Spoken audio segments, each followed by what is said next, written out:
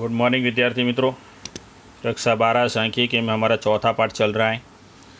चौथे पाठ में पिछले वीडियो में कुछ हमने 6 आलेख देखे थे, 2 उदाहरण देखे थे। स्वाध्याय 4.1 में आप लोगों को कुछ 3-4 सवाल भी होमवर्क में दिए गए थे, आप लोगों ने आलेख बना लिए होंगे।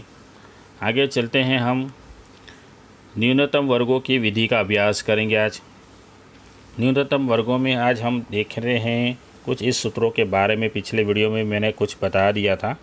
ये सूत्र हैं, इसमें बी ज्ञात करने का सूत्र और ये ए ज्ञात करने का सूत्र, इन दोनों की आवश्यकता रहेगी। एन जो है अवलोकनों की संख्या है, वगैरह वगैरह हमने देखा था। फिर उसके कुछ गुण और दोष भी हमने देखे थे, इसके गुण और मर्यादाएं देखी थी। आज हम आगे चलते हैं उदाहरण नंबर 3 की ओर। बहुत ही सिंपल सवाल है, ये आप लोगों को आ जाएंगे। तो सवाल में देख लेते हैं, वर्ष यानी समय दिया गया है, ठीक है, समय यानी उसे टी कहेंगे।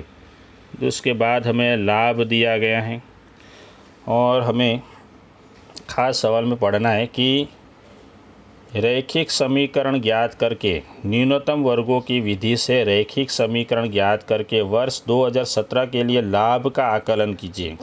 ठीक है, तो अगर हम इसे 1 कहेंगे, इसे 2 कहेंगे, इसे 3, इसे 4, इसे 5, तो 2016 जो है उसे 6 कहेंगे, तो 2017 के लिए आएगा 7, ठीक है, 7। यानी हमारा t बराबर 7 के लिए हमें लाभ का आकलन ज्ञात करना है। सवाल से ये पता चल जाना चाहिए कौन सा वर्ष बताए और यहाँ पर अंतिम कौन सा वर्ष है।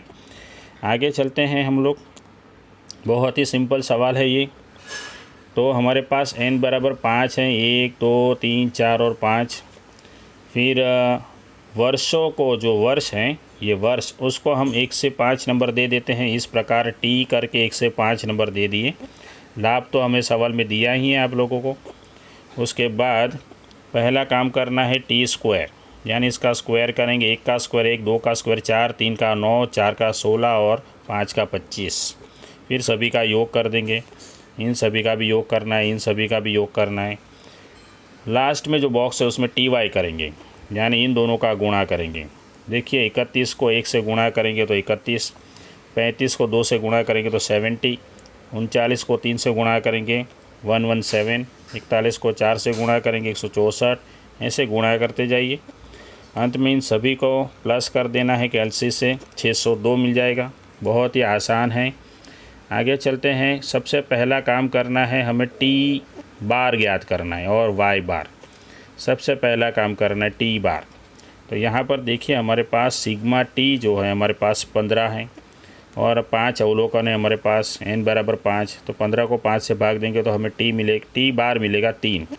वाई बार ज्ञात कर लेना है। यहाँ पर वाई, सिग्मा वाई हमारे पास 190, उसे 5 से भाग देंगे तो वाई बार मिलेगा 38। तो ये याद रखना है, सबसे पहले आप लोगों को ये 2 चीज़ें ज्ञात कर लेनी है, टी बार और वाई बार। आगे चलते हैं हमारे सूत्र की तरफ, बी ज्ञात करने के लिए। सूत्र में n जो है वहाँ पे 5 लिखेंगे। सिग्मा टी वाई 602 मिला था, सिग्मा टी 15 और सिग्मा वाई 190। सवाल में सब चीज़ें मिल जाती हैं। नीचे सिग्मा टी स्क्वायर 55 और सिग्मा टी 15 उसका स्क्वायर। फिर इसका हल निकालते हैं गुणा भागा करके, ये सब आप लोगों के लिए आसान है। तो बी मिल जाता है हमें 3.2, ठीक है, यहाँ पर बी मिल गया 3.2। उसके बाद ये ज्ञात करते हैं। ये ज्ञात करने के लिए हमारे पास ये सूत्र हैं जिसमें वाई बार और टी बार हमने पहले ही ज्ञात कर लिया था। बी मिल गया 3.2। इसका हल निकालते हैं तो हमें ए मिल जाता है 28.4, ये ए मिल गया। उसके बाद हमारा होगा झुकाव का समीकरण। इसमें ए का मूल्य रखेंगे, बी रखेंगे और टी रखेंगे, तो ये झुकाव का समीकरण हो गया। ए और बी का मूल्य रखेंगे तो झुकाव का समीकरण। अब सवाल में हमने देखा था 2017 यानी टी बराबर 7 के लिए लाभ का आकलन।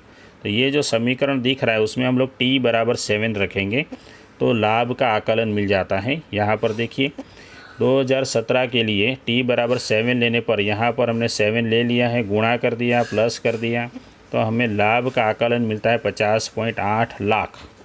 बहुत ही सरल सवाल था, बिल्कुल फ्री में ऐसे मार्क्स लेने हैं हमें। आगे चलते हैं, तो इसमें वर्ष 2017-18 के लिए पूछा गया है। हमारे पास अभी टी बराबर 1 से 7 है, 1 2 3 4 5 6 और ये 7। उसके बाद ये 2015-16 के बाद 2016-17 जो आएगा वो 8 आएगा और 17-18 जो है वह 9 आएगा। हमें टी बराबर 9 के लिए हमें लाभ का आकलन ज्ञात करना है, ये याद कर लेना है। आगे चलते हैं, बॉक्स बना लेते हैं। बॉक्स बना लिया, ये सब तो हमें तैयार दिया गया है। सबसे पहला काम करना है, इससे प्लस कर देना है, ठीक है। उसके बाद टी यानी इसके लिए 1 लिखेंगे, इसके लिए 2 लिखेंगे, इसके लिए 3, इसके लिए 4, इसके लिए 5, इसके लिए 6 और इसके लिए फिर सभी को प्लस कर देना है 28।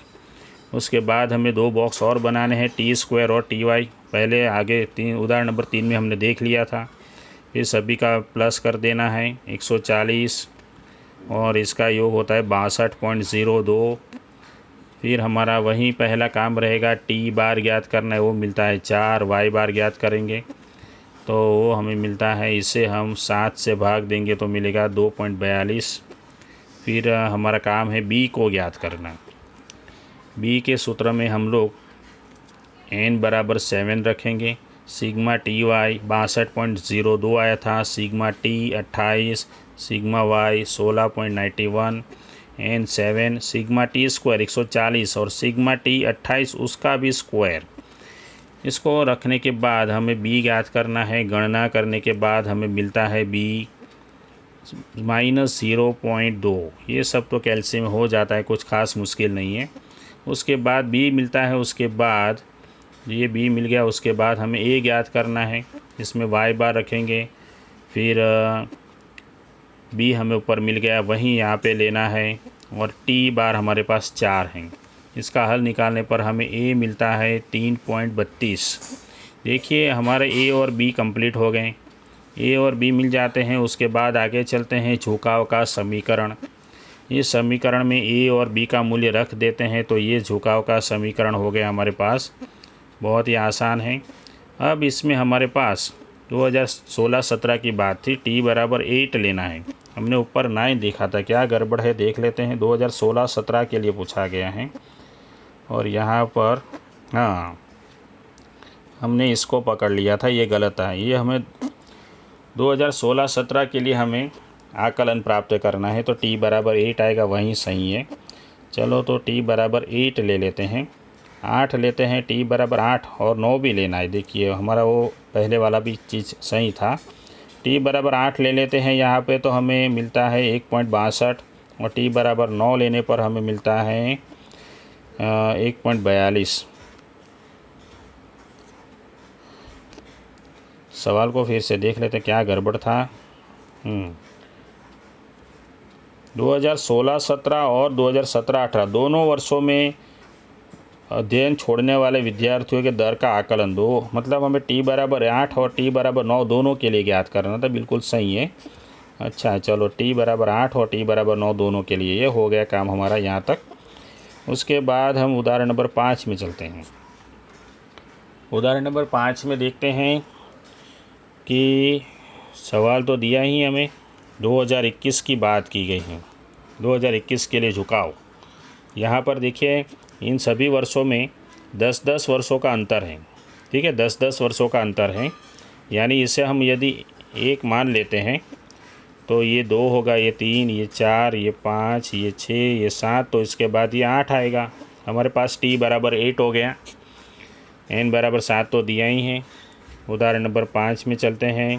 बिल्कुल वहीं का वही काम है, कुछ नया नहीं है। टी बराबर 1 से 7 उसका योग कर देना है, टी स्क्वायर टी वाई।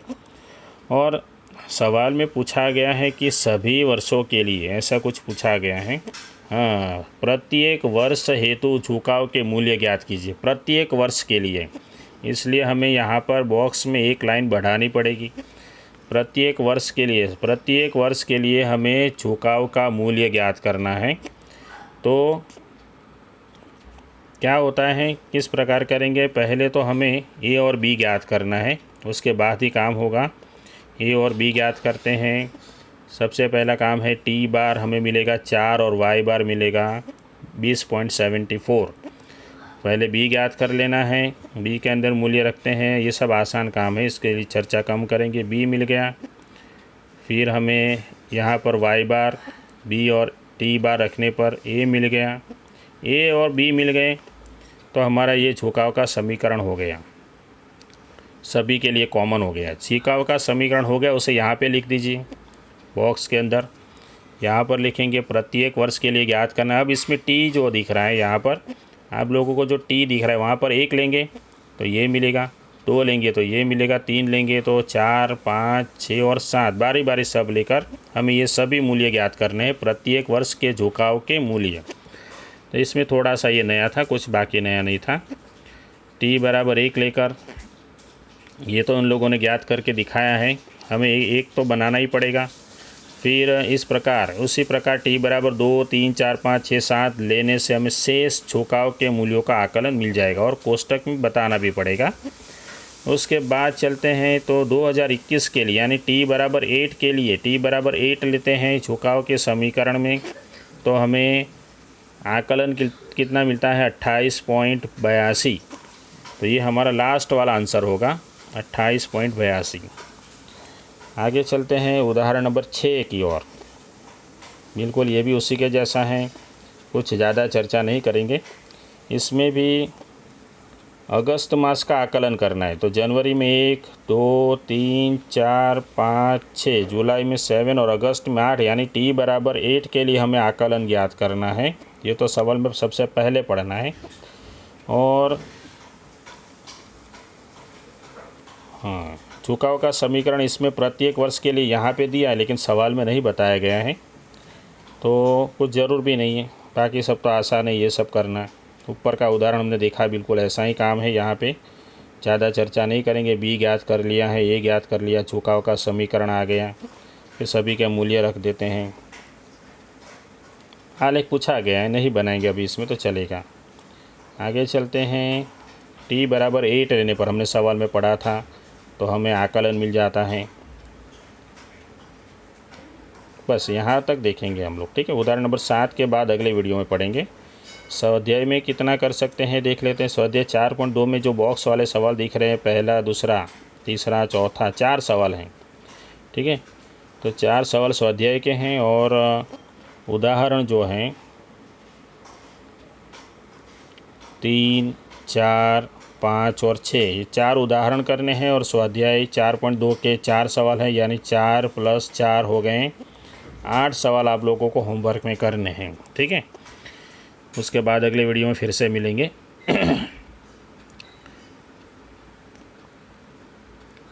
अगले वीडियो में हमारी बात होगी चलित औसत की विधि।